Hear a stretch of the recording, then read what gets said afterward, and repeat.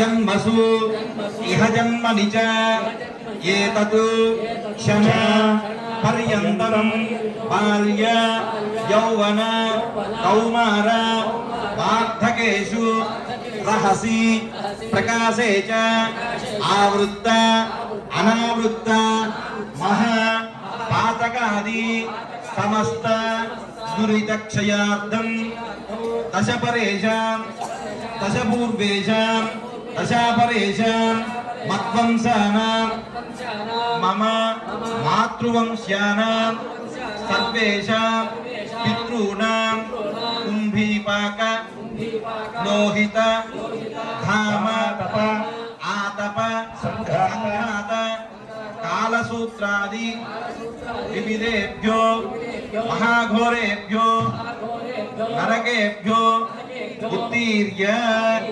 तिलैश्वर्यमण्डलपर्यन्तं कृतरासेर्वरसहस्रावधाने ఏకైక తిలాపకర్షణ క్రమేణ సర్వరాకాలే మనం ఇప్పటిదాకా అయ్యగా చెప్పారా మనం పరిచయం దీంట్లో తేడా ఉంది మనం తెలుసుకోవాల్సిన విషయం ఒకటి ఉందన్నమాట.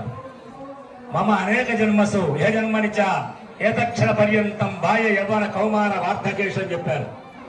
ఎవరైతే తన జీవితంలో కన్యాదానం చేయడం అంటే ఆయనకు ఆడపిల్లలు లేకపోతే అటువంటి వాడు కుంభీపాక లోహిత దామాతప ఈ నరకాలు ఇవన్నీ నరకాల పేర్లు. అదే సినిమా ఒకటి వచ్చింది, నరకాల పేర్లు చూపిస్తాడే ఆ నరకాలు అనుభవించాలి వాడు ఎవరైనా కానీ.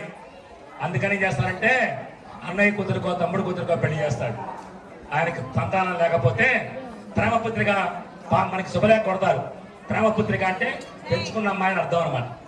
అన్నయ్య కూతురుకో తమ్ముడు కూతురుకో లేకుంటే ఇట్లా కళ్యాణం చేస్తారు దేవుడికి, లేకపోతే వెంకటేశ్వరం కళ్యాణం చేస్తారు. ఆడపిల్ల లేనటువంటి వీళ్ళు అసలు ఇళ్ళే కాదు అది.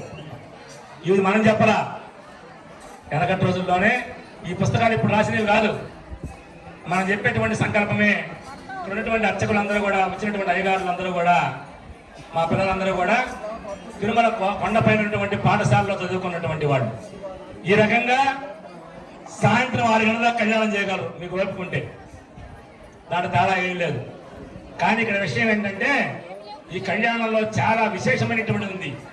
అమెరికా లాంటి దేశంలో ఇది ఒక చిన్న కథ మాత్రమే. ఒక ఆమె దండం పెట్టుకుంటూ ఉందిట, ఇసురుగా ఇసురుతుందిట, సమాధికి ఇసురుతూ ఉందిట, సమాధి దగ్గర కూర్చొని ఇసురుతూ ఉందిట. మన వాళ్ళు తిరిగి అడిగారట, అమ్మా నీకు చాలా భక్తురాలాగా ఉన్నావు, భర్త అంటే ప్రేమ అనుకుంటా, ఏందమ్మా ఇసురుతున్నావంటే, మా ఆయన కోరిక కోరాడండి, నా సమాధి ఆరిపోయిందాక పెళ్లి చేసుకోమాకన్నాడు, తొందరగా ఆరిపోయి ఇసురుతున్నా అని చెప్పింది. అర్థమైందా మీకు? నా గొంతు కాస్త తేడా